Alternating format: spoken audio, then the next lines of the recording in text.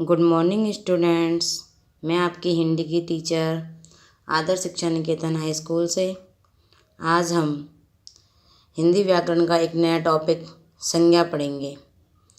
इसके लिए हम सबसे पहले ये जानना होगा संज्ञा होती क्या है, किसे कहते हैं और इसके कितने भेद हैं। तो सबसे पहले संज्ञा होती क्या है, किसे कहते हैं। संज्ञा किसी व्यक्ति, वस्तु, जीव, स्थान आदि के नाम को संज्ञा कहते हैं। किसी व्यक्ति का मतलब होता है जैसे राम, श्याम, किसी व्यक्ति का नाम। यानी वस्तु मतलब किसी भी चीज़ का नाम।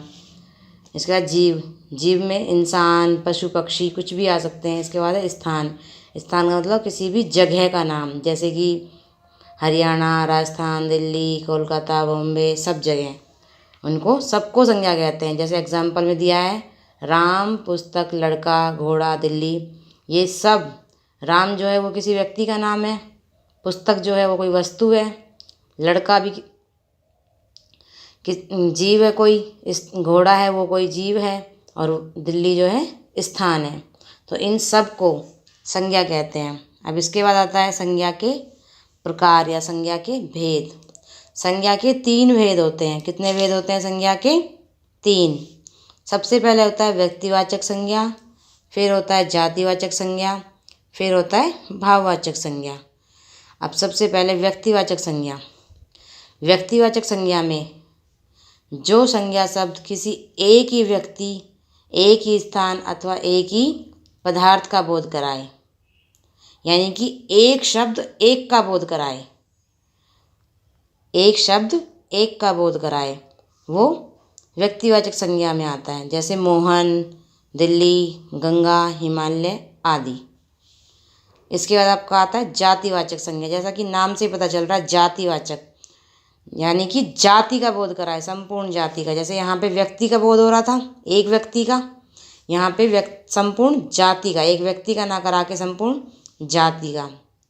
जिस शब्द से किसी जाति के सभी व्यक्तियों का बोध हो, यानी कि जिस शब्द से, यानी या फिर जो शब्द किसी संपूर्ण जाति का बोध कराए।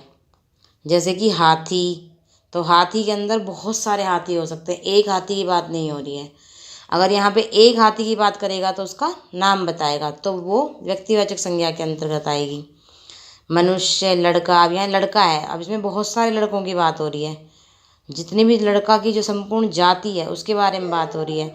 अगर एक लड़के की बात करेगा तो वो नाम बताएगा। जैसे राम, तो राम जो है वो लड़का है, लेकिन वो लड़के का नाम आ गया तो व्यक्तिवाचक संज्ञा है। ठीक है। इसके बाद आपका आता है भाववाचक संज्ञा।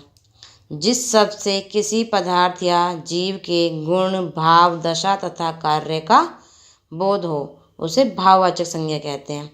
जैसे कोई भी भाव हो, क्रोध का भाव, प्यार का भाव, गुस्से का भाव, दुख का भाव, किसी चीज़ का अच्छा लगना।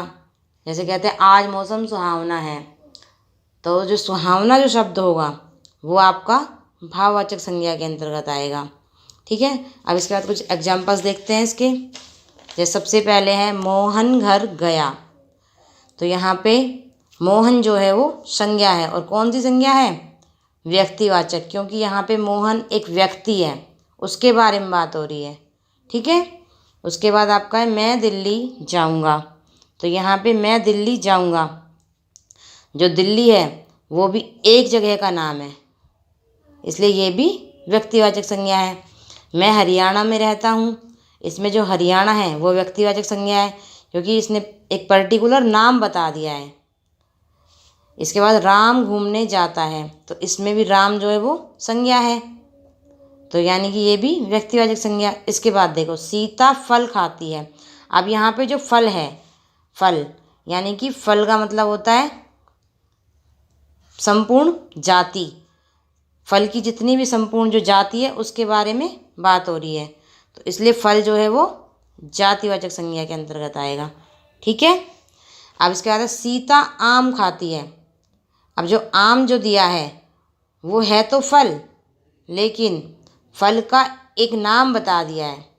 अब यहाँ फल जो ये वाला फल लिखा हुआ था, इसमें फल की संपूर्ण जाति के बारे में बताया। कोई सा भी फल हो सकता है, आम भी हो सकता है, सेब भी हो सकता है, संतरा भी हो सकता है, कुछ भी हो सकता है, ठीक है।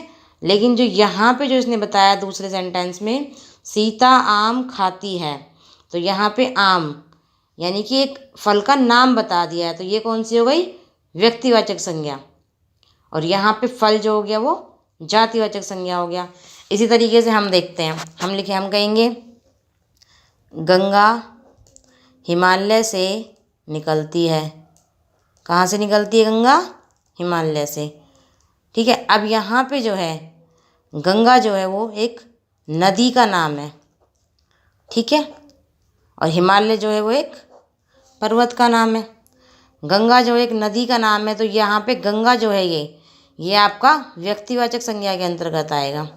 क्यों, क्योंकि यहाँ पे इसने गंगा के बारे में बात की है और लिख दिया कि नदियाँ हिमालय से निकलती है। दूसरा सेंटेंस हमने लिखा नदियाँ हिमालय से निकलती हैं, ठीक है।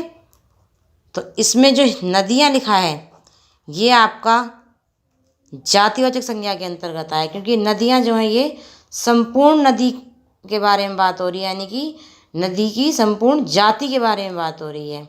जो गंगा होगा तो व्यक्तिवाचक, किसी का पर्टिकुलर क्योंकि नाम बता दिया है यहाँ नदी का, लेकिन यहाँ पे नदियाँ, इसमें बहुत सारी नदियाँ हो सकती है, गंगा, यमुना, सरस्वती, गोदावरी, सब नदियों को मिला के बोला है नदियाँ, तो इसलिए यहाँ पे ये जातिवाचक संज्ञा होगी, क्योंकि ये संपूर्ण जाति का बोध करा रही है, ठीक है।